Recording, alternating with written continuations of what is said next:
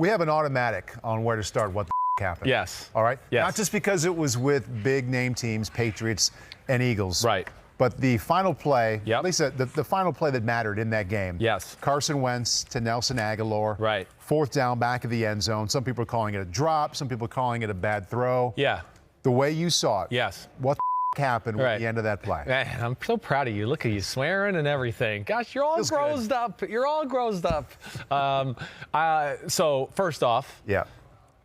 that would have been an incredible catch. I don't know where you stand on it. And I want to hear it from a second. Just wait one second. I think it would have been an incredible catch. Now, I know he got 2 hands on the ball.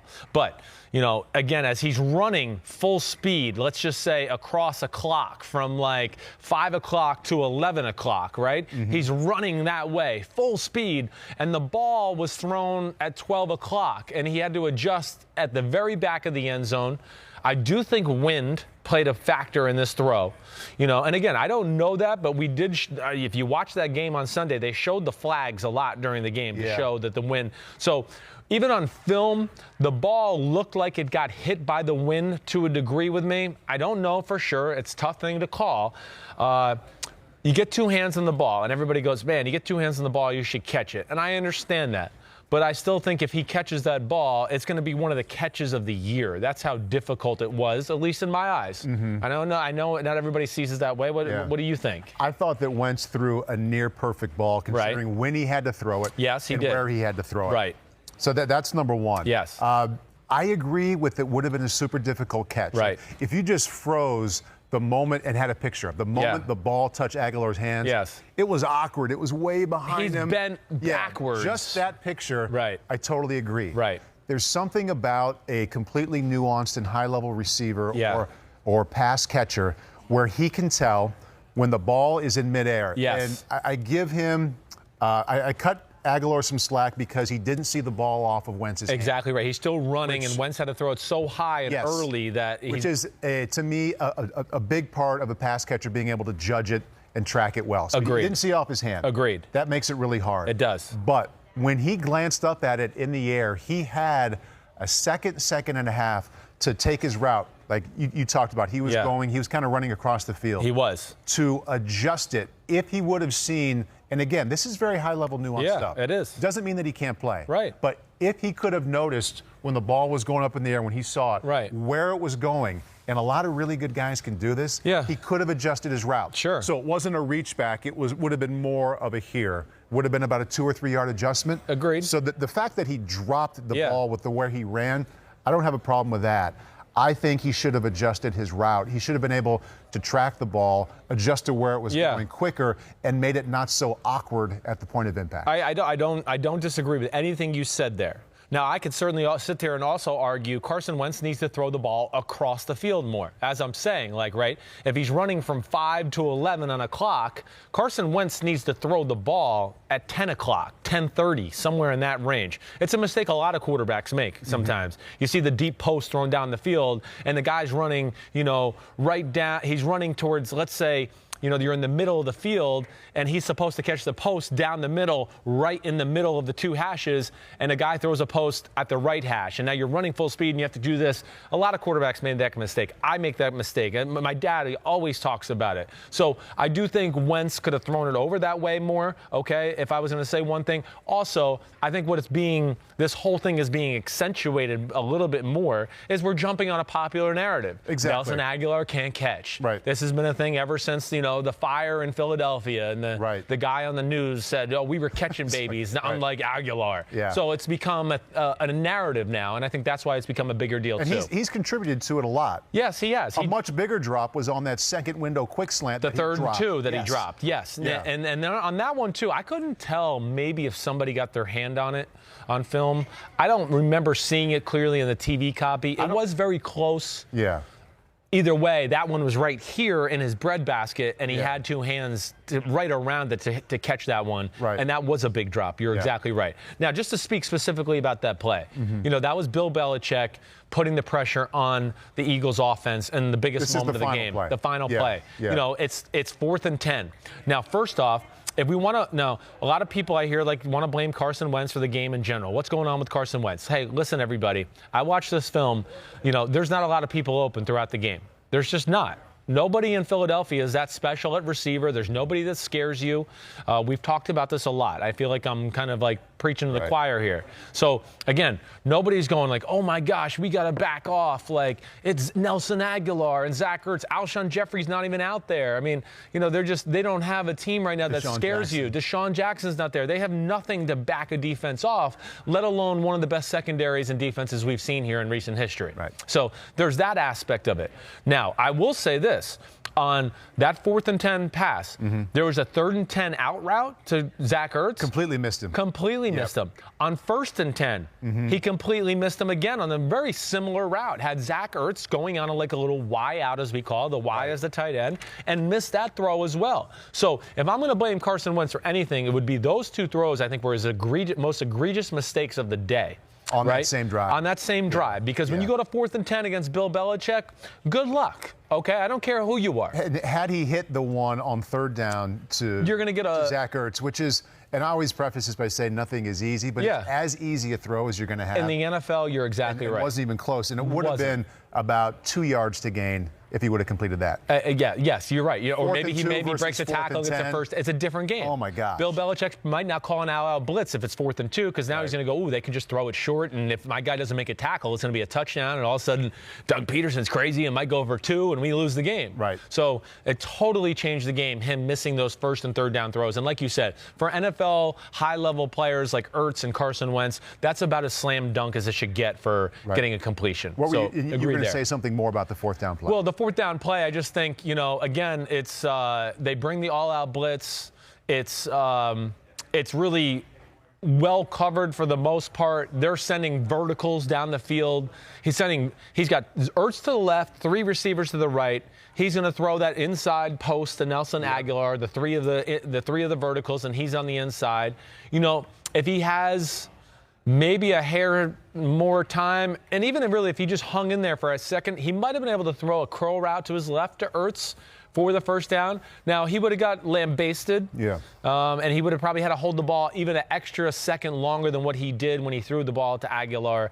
But either way, it's Bill Belichick in a big moment like that. And when you have more than 5 yards, I would bet on Bill Belichick blitzing and forcing your hand more times than not. They brought 7, okay? So it's an all-out casino blitz. We're rolling the dice. We're going to force their hand and see if they got the right call and if they can make the right blitz adjustment and actually protect it the right way. And within doing that, they brought 7, but 2 took 2 steps in and then dropped out. Yeah. So it was 7, but it was really 5 because 2 then were underneath in case they threw a shallow cross or an inside slant. They're going to be able to bat the ball down and do that as well. Thinking about protection and also the fact that you want to incorporate some more opinions and questions from Instagram. Right.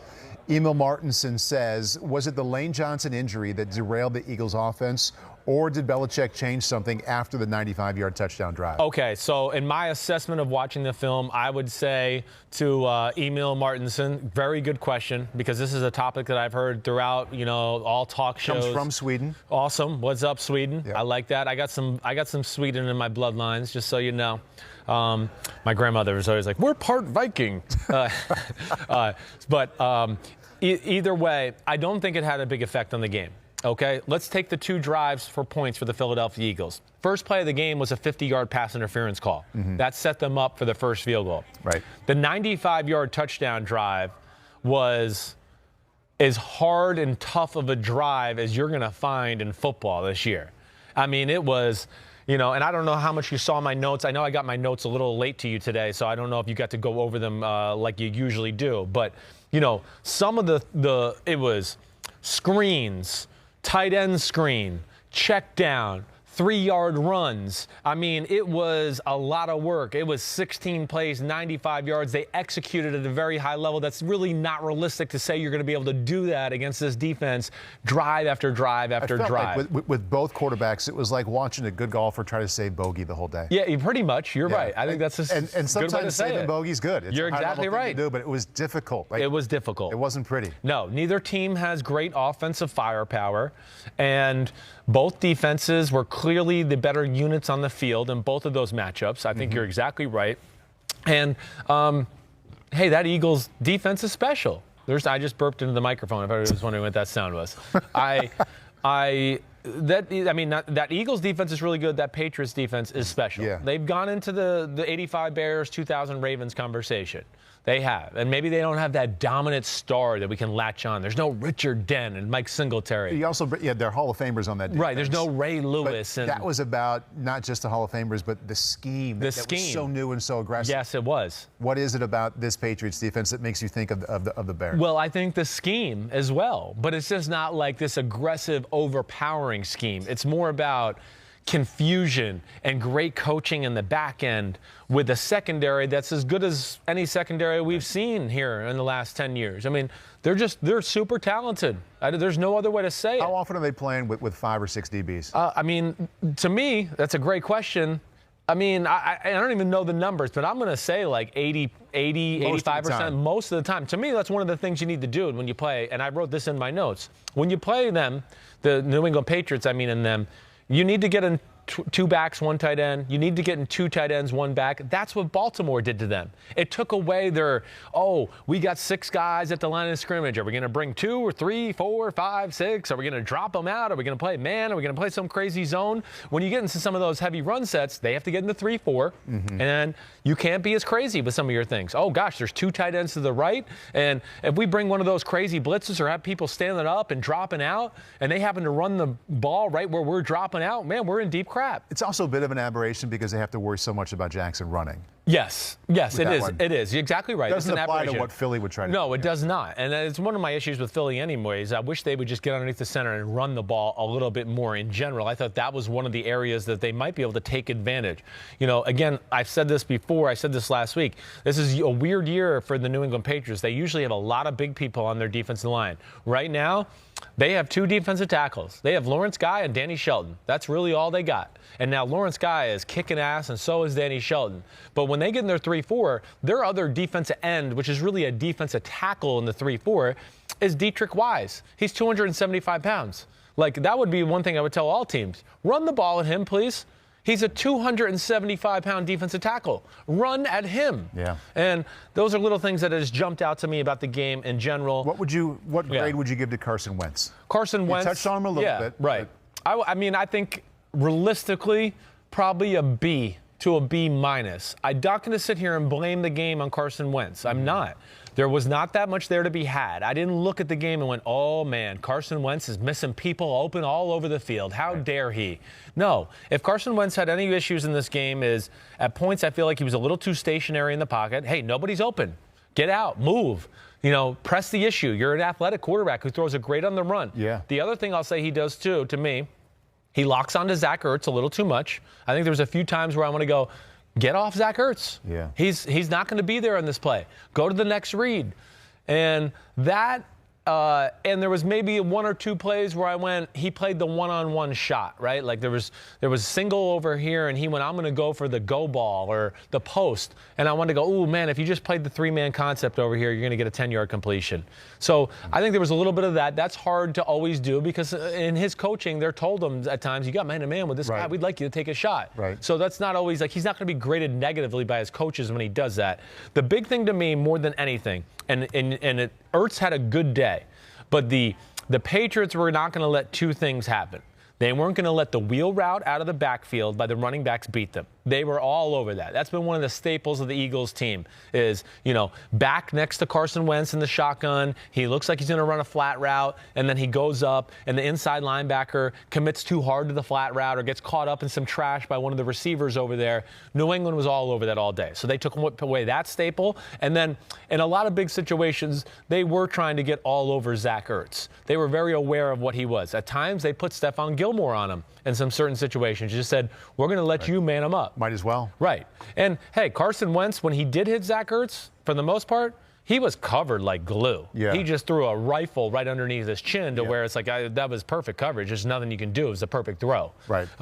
And I think that really kind of sums up the game on that side more than anything. I think evaluating Carson Wentz, he's one of these guys, and numbers give us an indication, but with Carson Wentz, it's difficult to look at his stat line and attach those numbers to how you felt watching him play. Yeah. It's kind of like the game against Atlanta early in the season. When right. He played with all kinds of courage and made big plays late. They had people they didn't hurt. win. Right. You look at his numbers, you're like, eh. Yeah. But, man, he gave you a great feeling watching. Yes. And I thought it was similar against New England. Yep. He played his best in the fourth quarter. Right. His best throws came late. Yes, they did. Gave his team a chance, gave Agholor a chance at the end. Yep. So I had B- / C+. Yeah, I think that's fair. As part of it. I think that's right there. I just have to remind myself, as much as saying it out loud to you, that he's a guy where the numbers don't always match up. No, they do not. He puts a lot of stress on your defense. And again, just for the last time before we move on to the Vikings game a little bit, is, again, there's nothing special on that offense right now. You just can't make chicken salad out of chicken shit sometimes. And they're not a chicken shit, but they're not an elite offense. They don't have elite talent. There's nothing in there that a game plan-wise where a team is going, oh, my gosh, we're shaking in our boots. Oh, we have to worry about Zach Ertz 7 yards over the middle. Oh, my gosh, this is going to be a scary day. That's really the big thing. They miss a Deshaun Jackson. Yeah, they do. They miss an Alshon Jeffrey. And then just to flip it over on the other side right now, hey, Brady and that, they weren't real great. We know that. Yeah. Same kind of story. They don't have anything that scares you on the offensive side of the ball. The running game right now is not working to what they wanted to do. They're built to run the football. Philly's defense is real right now. They are. They're healthy. With Jalen Mills and Ronald Darby and Avonte Maddox out on the edge, they can play man-to-man. The safety plays good. Fletcher Cox is healthy. So that is no, joke of a defense they played either. They're very good. They are. And correct me if you think I'm wrong here, but I thought that the game plan and Tom Brady's play both felt very uninspired. Yeah, well, I think they realized that this was a tough one and that they were to what he said on his little interview on Monday, they're a defensive team right now. He's smart enough and man enough to check his ego at the door and go, yeah, it's 3rd and 8. I'm just going to throw the ball down in the ground. I'm not going to let them get a 4-yard touchdown drive and do those type of things. He realizes he's got a special unit on the other side of the ball, and he's just not going to force the issue. But he also felt as frustrated as he ever has been in a post game. Well, definitely. I get it too. Hey, listen, it's new receivers. You got N'Keal Harry in there for the first time, really. Mohamed Sanu's still learning the offense. Julian Edelman's not having a great year. There's no Gronk. He drops. Yes, yeah, right. So rare. The offensive line is not playing up to its capacity.